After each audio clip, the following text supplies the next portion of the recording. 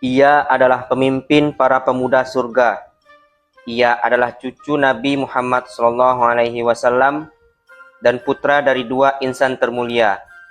Namun, hidupnya dipenuhi intrik politik, pengkhianatan, dan akhir tragis yang masih jadi perdebatan hingga hari ini.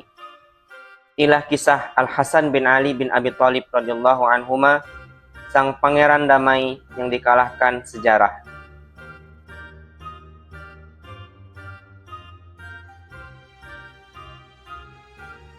Al-Hasan bin Ali lahir pada pertengahan bulan Ramadan tahun 3 Hijriah di Madinah. Ibunya adalah Fatimah Az-Zahra, putri Rasulullah Shallallahu Alaihi Wasallam, dan ayahnya adalah Ali bin Abi Thalib radhiyallahu an, sepupu sekaligus menantu Nabi Shallallahu Alaihi Wasallam. Menurut riwayat dari Tarikhul Khulafa karya Imam As-Suyuti, ketika Al-Hasan lahir, Rasulullah Shallallahu Alaihi Wasallam sendirilah yang mengadzankan di telinga kanan dan mengikomahkan di telinga kiri. Pada hari ketujuh, beliau menyembelih akikah dan mencukur rambut Al-Hasan. Beliau juga menamainya Hasan, nama yang belum pernah digunakan sebelumnya dalam masyarakat Arab. Dalam riwayat ahli sunnah, penamaan ini adalah inisiatif Nabi sendiri.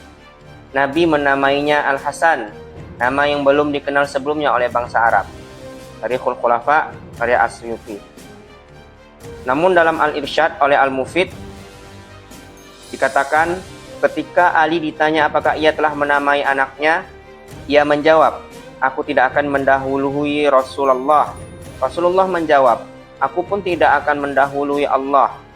Maka turunlah wahyu, menamainya Hasan.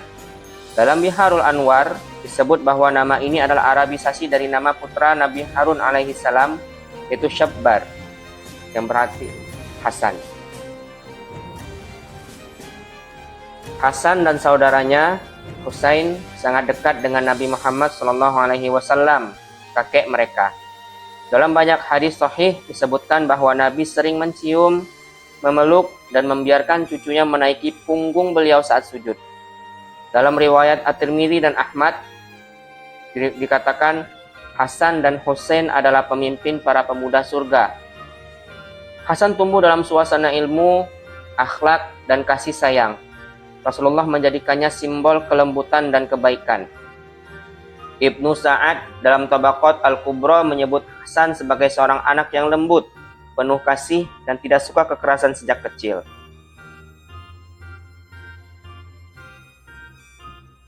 Setelah Rasulullah SAW wafat di tahun 11 Hijriah, Hasan masih berusia belasan tahun. Ia menyaksikan perubahan besar dalam politik Islam, mulai dari kekhalifahan Abu Bakar, Umar, lalu Utsman. Pada masa Ali menjadi khalifah di tahun 35 Hijriah, Hasan menjadi pendukung utama ayahnya. Ia ikut dalam perang Jamal dan perang Siffin, meskipun bukan sebagai komandan, melainkan sebagai penengah yang terus mendorong perdamaian.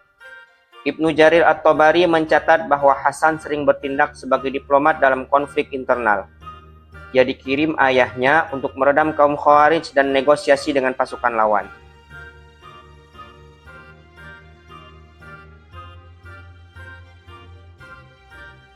Setelah syahidnya Ali bin Abi Thalib pada tahun 40 Hijriah di Kufah, penduduk Irak membaiat Hasan sebagai khalifah. Ini juga dicatat dalam Tarikh At-Tabari dan Al-Kamil fit Tarikh karya Ibnul Athir. Namun, tidak semua wilayah mengakui Hasan. Muawiyah bin Abi Sufyan, gubernur Syam, menolak dan bersiap berperang. Hasan tidak serta-merta menyiapkan pasukan, tapi melakukan konsultasi luas dengan para pendukungnya. Dalam Nahjul Balaghah, walau lebih terkait dengan Ali, disebutkan bahwa Hasan mengutamakan kesatuan ummah daripada kekuasaan. Riwayat Syiah dan Sunni berbeda dalam menggambarkan respon masyarakat. Menurut ahli sunnah, Hasan ditinggalkan oleh banyak pendukungnya. Sedangkan menurut riwayat Syiah, banyak pengkhianat yang menyusup ke pasukannya dari pihak Muawiyah.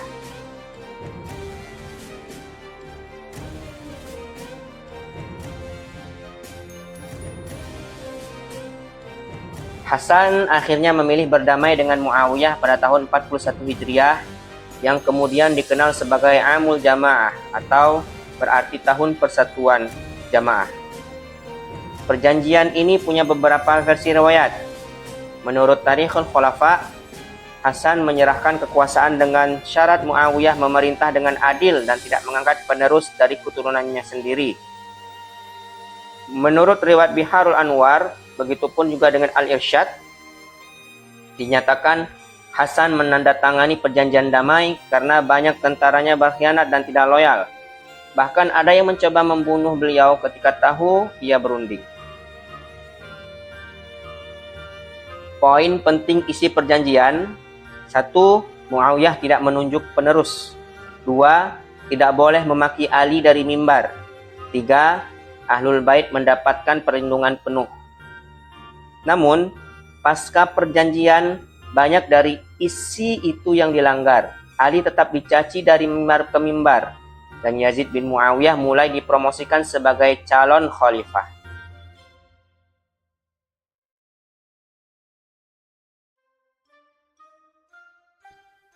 Hasan kembali ke Madinah Munawwarah dan hidup sederhana.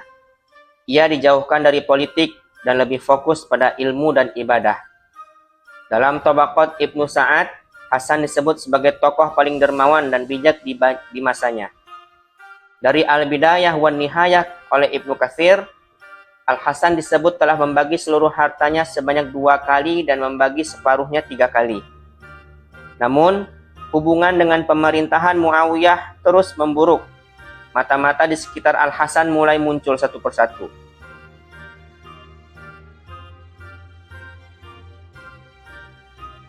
Hasan pada akhirnya wafat di tahun 50 Hijriah. Riwayat wafatnya juga menjadi perdebatan. Ada beberapa versi. Menurut Ibnu Katsir, Hasan wafat karena sakit keras yang tak kunjung sembuh. Sedangkan menurut riwayat Al-Mufid dan Biharul Anwar, Hasan diracun oleh istrinya, Ja'dah binti Al-Ash'ad, atas hasutan Muawiyah yang menjanjikan pernikahan dengan Yazid dan kekayaan yang besar. Hasan memuntahkan darah berulang kali. Ia menolak menyebutkan pelaku secara langsung agar tidak terjadi fitnah.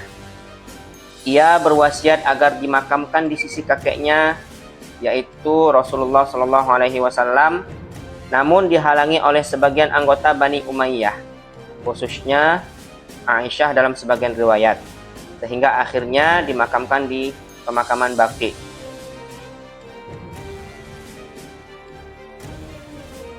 Hasan dianggap sebagai simbol perdamaian oleh banyak ulama.